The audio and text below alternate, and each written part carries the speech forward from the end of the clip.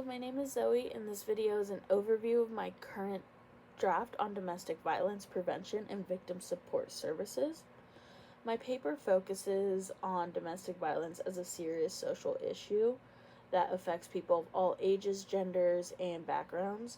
My main argument is that stronger prevention efforts and improved victim support services are necessary to reduce domestic violence and help survivors safely rebuild their lives. I begin my paper by defining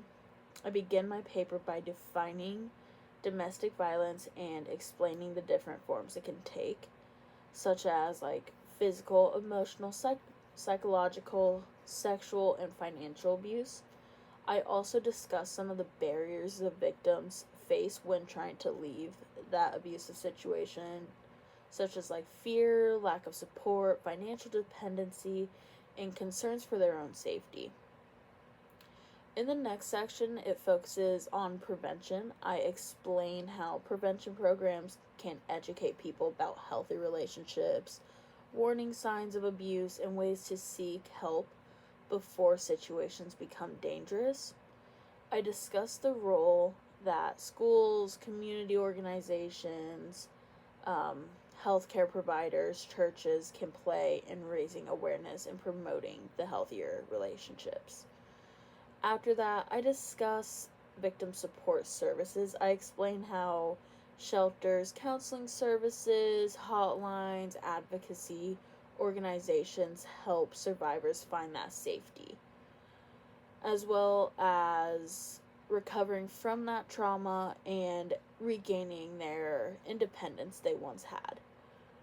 I argue that these services are essential because many victims feel trapped and unable to leave the abusive situations without support. I then address barriers that prevent victims from seeking help, including financial dependency, fear of not being believed, social stigma, and the limited access to those services in certain communities, or in some communities, I should say.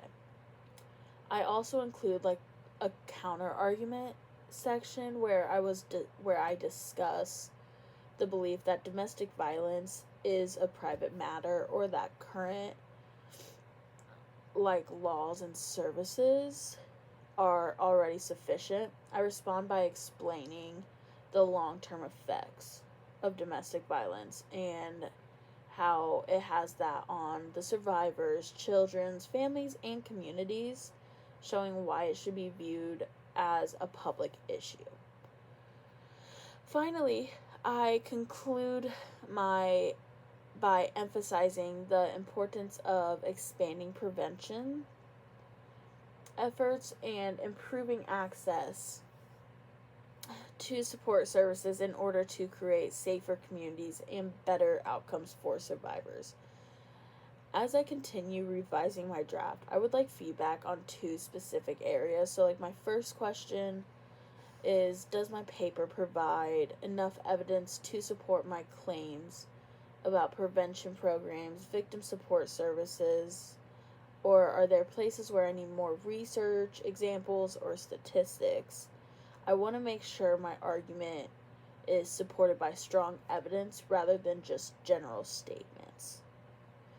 And then my second question is my counter argument section effective, or do I need to develop opposing viewpoints?